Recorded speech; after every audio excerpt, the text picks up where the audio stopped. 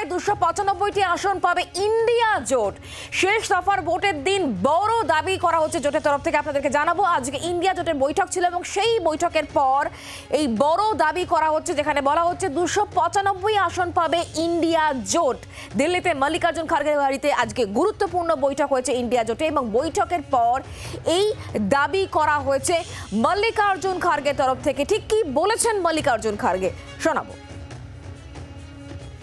India गठबंधन कम से कम 295 सीटें प्लस 295 से ज्यादा आएंगे, कम तो नहीं आएंगे। ये हमने आकलन किया कि सभी हमारे नेताओं से पूछने के बाद ये एक आंकड़ा हमारे पास मिला है और इस आंकड़े में कोई बदलाव नहीं है। ये एक जनता के सर्वे है, हमारा सर्वे नहीं है।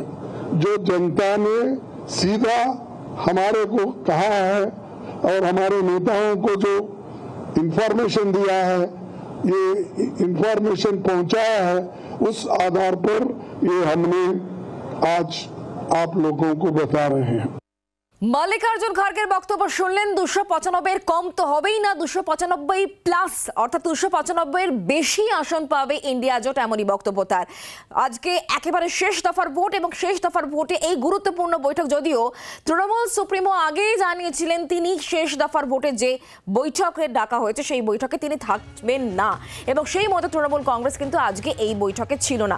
সবটা নিয়ে আমরা আরো জানবো, কথা বলবো। রাজীব এই মুহূর্তে আমাদের সঙ্গে রয়েছেন, আমাদের প্রতিনিধি। রাজীব, আজকে ইন্ডিয়া জোটে গুরুত্বপূর্ণ বৈঠক হয়েছে এবং সেই বৈঠকের পর মল্লিকার্জুন খার্গের তরফ থেকে অত্যন্ত গুরুত্বপূর্ণ এবং বড় দাবি করা হলো।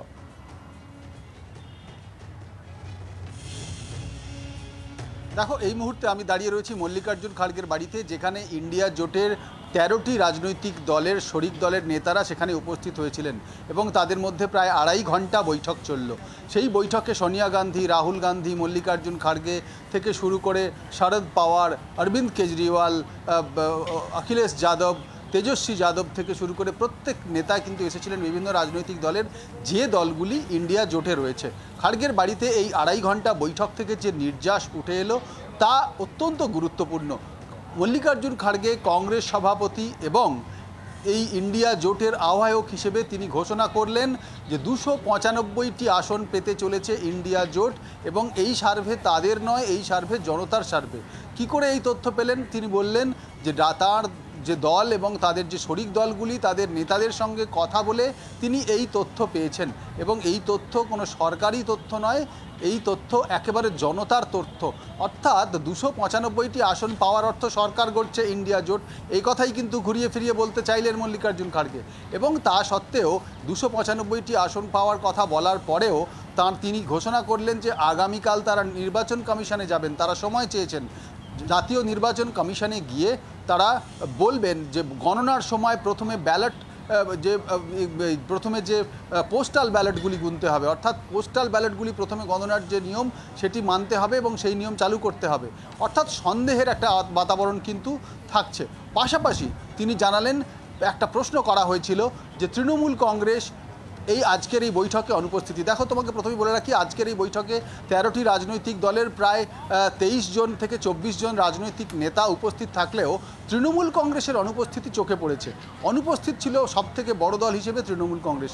পিডিপি, জম্মু কাশ্মীরের দল, মেহবুবা মুফতির সেই দলটিও অনুপস্থিত ছিল, কিন্তু তৃণমূল কংগ্রেসের অনুপস্থিতি অত্যন্ত গুরুত্বপূর্ণ এবং সবার চোখে পড়েছে। এই নিয়ে প্রশ্ন করার সময় কিন্তু মল্লিকার্জুন খার্গে তিনি জবাবে জানিয়েছেন যে তারা জোটবদ্ধ রয়েছেন, আপনারা বিভাজনের চেষ্টা করবেন না। অর্থাৎ একেবারে স্পষ্ট তিনি জানিয়ে দিয়েছেন যে কোথাও কিন্তু কোনো বিভাজনের বিষয় নেই, কোথাও কোনো মনোমালিন্যের বিষয় নেই, ভুল বোঝাবুঝি নেই। যে দলগুলি এবং তৃণমূল কংগ্রেসও রাজনৈতিক দল হিসেবে যে ইন্ডিয়া জোটে ছিল সেগুলি রয়েছে। এই কথা যখন বলছেন তখন সোনিয়া গান্ধীর পাশে দাঁড়িয়ে রয়েছেন সীতারাম ইয়েচুরি এবং আমরা দেখলাম এখানে সিপিআই এমএলএর নেতারা ছিলেন, প্রায় সবকটি রাজনৈতিক দলের নেতারাই ছিলেন। এবং 295টি আসন পাওয়ার কথা তিনি যখন দাবি করছেন, তিনি বলছেন যে এর থেকে বেশিও আসন পেতে পারি আমরা। অর্থাৎ সরকার কারা গড়বে? সপ্তম দফার নির্বাচনে আজকে ভোট গ্রহণের একেবারে শেষ পর্ব। আর কিছুক্ষণ পরেই ভোট গ্রহণের যে পর্বের সমাপ্তি ঘোষণা হবে এবং তারপর কিন্তু এক্সিট পোল সামনে চলে আসবে। সেই এক্সিট পোল অর্থাৎ বুথ ফেরত। রাজীব, তুমি আমাদের সঙ্গে থাকো, আমরা এই মুহূর্তে কথা বলবো রাজ্য বিজেপি মুখপাত্র শ্রমিক ভট্টাচার্য আমাদের সঙ্গে রয়েছেন টেলিফোন লাইনে। শ্রমিক দা, আজকে ইন্ডিয়া জোটের বৈঠক ছিল, মল্লিকার্জুন খার্গে এই বৈঠকের পর খুব গুরুত্বপূর্ণ এবং বড় একটি কথা বলেছেন। সেটি বলেছেন যে 295+ ইন্ডিয়া জোট পাবে শেষ দফার ভোটের দিন। বৈঠকের পর এই দাবি মল্লিকার্জুন খার্গের, কি বলবেন?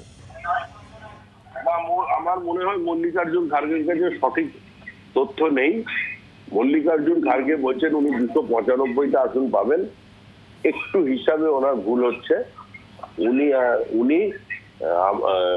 ওনার যে জোট যেটা তৈরি করেছেন তারা সম্ভবত 495টা আসন পেতে চলেছেন এই নির্বাচনে। স্বপ্নের খিচুড়িতে কেউ যদি কয়েক চামচ বেশি ঘি মেশাতে চায় সেটা ঠিক আছে, কিন্তু স্বপ্নের খিচুড়িতে যদি বালতি করে ঘি ঢালতে যান তাহলে একটু মুশকিল।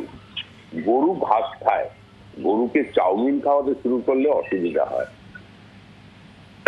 সেটা কংগ্রেসও বোঝে, দেশের মানুষও বুঝতে পারে।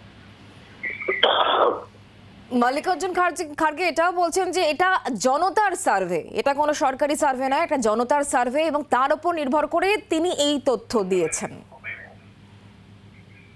জনতার সঙ্গেই তো মল্লিকার্জুন খার্গে আছেন। যত বেশি আছেন কংগ্রেস তত দূরে সরে গেছে। কংগ্রেস আগে 50টা আসন পার করে দেখাক। কংগ্রেসের কাছে এই নির্বাচনের সবচেয়ে বড় চ্যালেঞ্জ হচ্ছে 50 আসনে পৌঁছানো। কংগ্রেসের একমাত্র লক্ষ্য এই নির্বাচনে যে বিরোধী দল হিসেবে বা বিরোধী নেতা হিসেবে একটা সাংবিধানিক স্বীকৃতি, সেই সংখ্যক আসন পাওয়া। জেতা হারার লড়াইয়ে, সরকার গঠনের লড়াইয়ে কোথাও কংগ্রেস নেই। শ্রমিকদা, ধন্যবাদ আমাদের সঙ্গে টেলিফোন লাইনে থাকার জন্য। রাজীবের সঙ্গে আবারও কথা বলবো। রাজীব, তুমি যেটা বলছিলে, একদিকে মল্লিকার্জুন খার্গে তিনি দাবি করছেন যে তারাই সরকার গঠন করবেন, 295 আসনটা তো তারা পাবেনই, তার বেশি হবে। সেই সঙ্গে তারা নির্বাচন কমিশনে আগামীকাল যেতে চাইছেন কারণ তাদের মনে কিছু সন্দেহ রয়েছে। আমি এই বিষয়টা আরেকটু জানবো।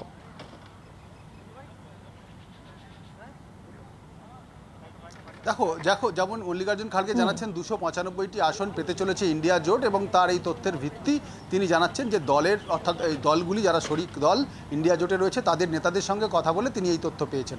পাশাপাশি তিনি জানাচ্ছেন যে আজকের বৈঠকে ঠিক হয়েছে যে গণনার দিন অর্থাৎ 4 তারিখে যে সমস্ত কর্মীরা গণনা কেন্দ্রে থাকবেন তারা একেবারে জয়ের শংসাপত্র না নিয়ে কেউ গণনা কেন্দ্র থেকে বেরোবেন না, কোনো রকম প্ররোচনায় পা দেবেন না এবং গণনায় মনোযোগ দেবেন। যে নিয়মগুলি রয়েছে সেই নিয়মগুলি যাতে প্রত্যেকে মানে, আজকের নেতাদের মধ্যে সেই আলোচনা হয়েছে, তারা সেগুলি কর্মীদের মধ্যে তারা সেই বার্তা পৌঁছে দেবেন। পাশাপাশি জাতীয় নির্বাচন কমিশনে তারা আগামীকাল সময় চেয়েছেন। যদি নির্বাচন কমিশন সময় দেয় তাহলে তারা আগামীকাল নির্বাচন কমিশনে যাবেন এবং সেখানে তারা জানাবেন যে গণনার সময় যে পোস্টাল ব্যালট গণনা হয়, অর্থাৎ যারা বিভিন্ন কারণে বাইরে থাকে, ভোট গ্রহণ কেন্দ্রের বাইরে থাকে, নির্বাচনের কাজে যুক্ত থাকে বা জরুরি যে সমস্ত পরিষেবায় যারা যুক্ত থাকেন, তারা যে ব্যালট মাধ্যমে ভোট দেন অর্থাৎ যেটাকে বলা হয় পোস্টাল ব্যালট, সেই পোস্টাল ব্যালটের গণনা আগে করতে হবে। এটা এবার ইন্ডিয়া জোটের একটি নতুন দাবি এবং সেই দাবি নিয়ে তারা নির্বাচন কমিশনে তারা যাবেন। ইন্ডিয়া জোটের এই দাবি নির্বাচন কমিশন মানবে কি না বা কতটা মানবে সেটা পরবর্তী বিষয়, কিন্তু এই দাবি ইন্ডিয়া জোট জানাচ্ছে, অর্থাৎ ইন্ডিয়া জোটের তরফ থেকে একটা সন্দেহের বাতাবরণ তারা দেখতে পাচ্ছেন যে এক্ষেত্রে কোনো কিছু দুর্নীতি হতে পারে গণনা ক্ষেত্রে। সেই দাবিকেই তারা কিন্তু নিয়ে নির্বাচন কমিশনে যাবেন। অথচ তারা জানাচ্ছেন তারা 295টি আসন পেতে চলেছেন। নেতারা নেতাদের সঙ্গে কথা বলেছেন। আজকের এই বৈঠকে অরবিন্দ কেজরিওয়াল ছিলেন, আম আদমি পার্টির নেতা। আগামীকাল 2 তারিখ তিনি, আমরা জানি তাকে আত্মসমর্পণ করতে হবে, তাকে আবার তিহার জেলে যেতে হবে। আমরা যখন আজকে প্রশ্ন করলাম তৃণমূল কংগ্রেসের অনুপস্থিতি নিয়ে, তখন মল্লিকার্জুন খার্গে যখন বলছিলেন যে আমাদের মধ্যে সঙ্গে থাকো, তোমার কাছ থেকে এই বিষয়ে অবশ্যই জানতে থাকবো। তবে তার আগে তৃণমূল কংগ্রেস নেতা শান্তনু সেন এই মুহূর্তে আমাদের সঙ্গে রয়েছেন টেলিফোন লাইনে, তার সঙ্গে কথা বলবো। শান্তনু দা, আজকে ইন্ডিয়া জোটের বৈঠক ছিল, আপনি জানেন তৃণমূল কংগ্রেস উপস্থিত ছিল না, কিন্তু মল্লিকার্জুন খার্গে বৈঠকের পর বলছেন যে জনতার সার্ভে বিভিন্ন শরিক দলগুলোর সঙ্গে কথা বলে তারা বুঝতে পারছেন যে 295+ আসন পেয়ে সরকার গড়বে ইন্ডিয়া জোট। কি বলবেন? এবং তৃণমূল কংগ্রেসের বিষয়ে যেহেতু জিজ্ঞাসা করা হয়েছিল আজকে অনুপস্থিতি নেই, তিনি বলছেন যে আমরা প্রত্যেকে জোটবদ্ধ আছি। কি বলবেন আপনি? আমাদের নেত্রী মমতা ব্যানার্জি পরিষ্কার জানিয়ে দিয়েছিলেন যে আমাদের আজকের দিনে 9টা গুরুত্বপূর্ণ লোকসভায় নির্বাচন আছে। সেই 9টা গুরুত্বপূর্ণ লোকসভা কেন্দ্রের নির্বাচনকে বাদ দিয়ে তো যাওয়া সম্ভব না। সুতরাং সেই কারণেই আমরা যেতে পারবো না, কিন্তু আমরা ইন্ডিয়া অ্যালায়েন্সে আছি, এটা আমাদের নেত্রী জানিয়েছিলেন। এবং একথা ঠিক যে এনডিএর বিদায় এবং ইন্ডিয়ার নতুন সরকার গঠন শুধু সময়ের অপেক্ষা, সে নিয়ে নতুন করে আর বলার কিছু নেই। 4 জুন সেটা একদম পরিষ্কার হয়ে যায়। কিন্তু শান্তনুদা আরো একটা বিষয়, এই দলের ধন্যবাদ আমাদের সঙ্গে টেলিফোন লাইনে থাকার জন্য। শান্তনু বাবু আমাদের সঙ্গে ছিলেন টেলিফোন লাইনে, এবং আমি কথা বলবো আরেকবার রাজীবের সঙ্গে। রাজীব, যে কথা তুমি আমাদেরকে জানাচ্ছিলে, আমি এই বিষয়টা আরেকটুখানি উল্লেখ করতে চাইবো। যে ক্ষেত্রে তৃণমূল কংগ্রেস আজকে ছিল না, ঠিক কি কারণ সে কথা তৃণমূল নেত্রী আগেই বলেছিলেন। প্রথমত তো এটা একেবারে শেষ দফার ভোট, 9টা কেন্দ্রে ভোট ছিল, এবং রিমালের প্রভাবের কথাও মমতা বন্দ্যোপাধ্যায় কিন্তু বলেছিলেন। কিন্তু তৃণমূল কংগ্রেসের না থাকার বিষয় নিয়ে শুধুমাত্রই আমরা জোটবদ্ধ আছি এইটুকু বার্তা দিয়েই কি মল্লিকার্জুন পুরো বিষয়টা দায় এড়িয়েছেন, নাকি আরও কোনো ইঙ্গিতপূর্ণ কথাবার্তা বলেছেন, বিশেষ করে তৃণমূল কংগ্রেসের এই অনুপস্থিতি নিয়ে?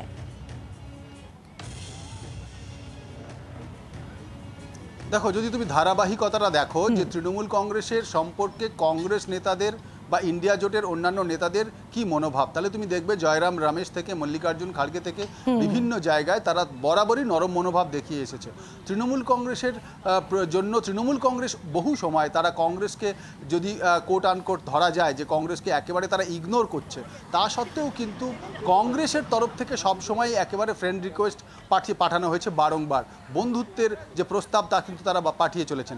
যদি আজকে অনুপস্থিত থাকার কথা তুমি দেখো, আজকে তৃণমূল কংগ্রেসের 2 জন প্রতিনিধি তারা দিল্লিতেই থাকেন, প্রতিনিধি হিসেবে তাদের তৃণমূল কংগ্রেস পাঠাতেই পারত, যাদের মধ্যে সাকেত গোখেল, যার মধ্যে সাগরিকা ঘোষ, যারা রাজ্যসভার সাংসদ। বিভিন্ন ক্ষেত্রে তারা নির্বাচন কমিশনে দিল্লিতে কোথাও যাওয়ার ক্ষেত্রে তৃণমূল কংগ্রেসের প্রতিনিধিরা গিয়ে থাকে, কিন্তু তৃণমূল কংগ্রেস আজকের এই বৈঠকে অনুপস্থিত থেকেছে।